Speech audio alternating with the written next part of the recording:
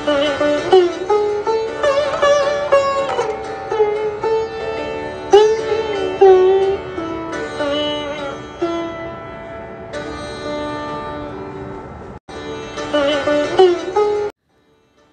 বিশুদ্ধানন্দজির পূত সান্নিধ্যে।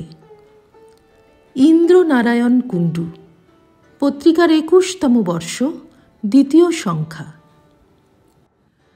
পূজ্যপাদ স্বামী বিশুদ্ধানন্দজি মহারাজ তখন রাঁচিতে। আমি মাঝে মাঝে সেখানে যেতাম। আমার বয়স কম ছিল তখন। আশ্রমের ছেলের মতো নিঃসংকোচে থাকতাম। ছিল মহারাজের অসীম স্নেহ। পরে লক্ষ্য করেছি, সব ভক্তই মনে করতেন মহারাজ তাঁকেই সবচেয়ে বেশি ভালোবাসেন। অফুরন্ত ভালোবাসা, দিলে কম হয় না। সেটা 1943 সাল। বিশুদ্ধানন্দজি মহারাজ বেলুড় মঠে এসেছেন। মে মাসে রাঁচি ফিরবেন। তখন তাঁর সঙ্গে কোনো সেবক থাকত না, একাই ট্রেনে যেতেন। দয়ানন্দজি গাড়ি করে হাওড়ায় নিয়ে গিয়ে ট্রেনে তুলে দিতেন। সেবার কি করে যেন আমার মহারাজের সঙ্গে যাওয়ার যোগাযোগ হলো। তাঁর কথা মতো ভবানীপুরে গেলাম। পূজনীয় বিশুদ্ধানন্দজি এবং পূজনীয় নির্বাণানন্দজি রয়েছেন। পরে দয়ানন্দজি শিশুমঙ্গল থেকে ওখানকার ছোট কালো গাড়িটি নিয়ে এলেন। গাড়িতে পূজনীয় মহারাজ, দয়ানন্দজি ও আমি ওয়েলিংটন লেনে অদ্বৈত আশ্রমে এলাম। বোধহয় পবিত্রানন্দজি তখন সেখানে মহন্ত। ওখানে রাত্রে খাওয়া হলো। লুচি হয়েছিল। দয়ানন্দজি রসিক ছিলেন। বললেন, এই দেখুন, ভক্ত সঙ্গের ফল হাতে হাতে লুচি খাওয়া হচ্ছে। ভক্ত বলতে তিনি পূজনীয় বিশুদ্ধানন্দজি মহারাজকে বুঝিয়েছিলেন। যাই হোক, দয়ানন্দজির সঙ্গে আমরা হাওড়া স্টেশনে পৌঁছলাম। একটি 2য় শ্রেণীর কূপ রিজার্ভ করা ছিল। বেশ ভালো, 2টি বার্থ, ওপরে ও নিচে। নিচে বেশ উঠোনের মতো জায়গা আছে, লাগানো স্নানঘর। নিচের বার্থে মহারাজের বিছানা করে মেঝেতে আমার হোলডল খুলে বিছানা করছি। মহারাজের মাথার ওপরে উঠে বার্থে শোবো কী করে? মহারাজ কিন্তু ঠিক বুঝতে পেরেছেন। জিজ্ঞেস করলেন, কি করছো? বললাম, আমার বিছানা। মহারাজ বললেন, ওপরে ওঠো।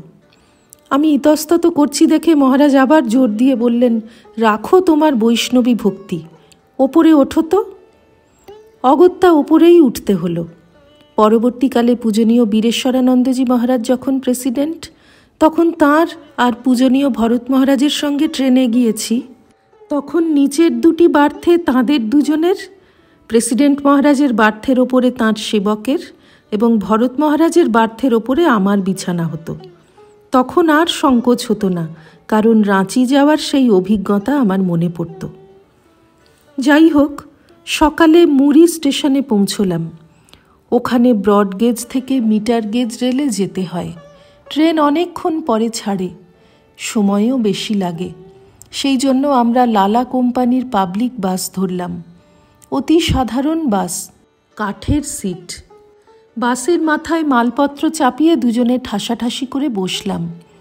রাঁচি শহরে যেখানে নামিয়ে দিল, সেখান থেকে মোরাবাদী আশ্রম অনেক দূর। মানুষে টানা রিক্সা করে আশ্রমে এলাম। এই রকম করে পূজনীয় মহারাজ প্রতি বছর একা একা আসতেন। এই রকম করে আশ্রমে এসে পরদিন সকালে দেখি মহারাজের মশারি একটা চটের মতো, হাতে বোনা। তার ভেতর হাওয়া ঢোকা অসম্ভব।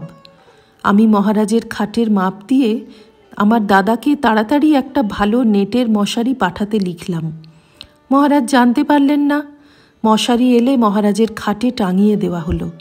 মহারাজ পরদিন বললেন, কাল রাতে খুব আরামে ঘুমিয়েছি। মশারির ভিতর দিয়ে ফুরফুর করে হাওয়া ঢুকেছে। প্রতিটি ক্ষেত্রেই মহারাজ এইরকম ছোট ছেলের মতো আনন্দ প্রকাশ করতেন। শ্রী রামকৃষ্ণার্পণমস্তু। নিবোধত আজকের পাঠ আপনার ফোনে রোজ পেতে চাইলে সাবস্ক্রাইব ও বেল আইকন দুটোই ক্লিক করুন। রামকৃষ্ণ ভাবধারা প্রচারের সঙ্গে থাকুন। এটি একটি ফ্রি চ্যানেল।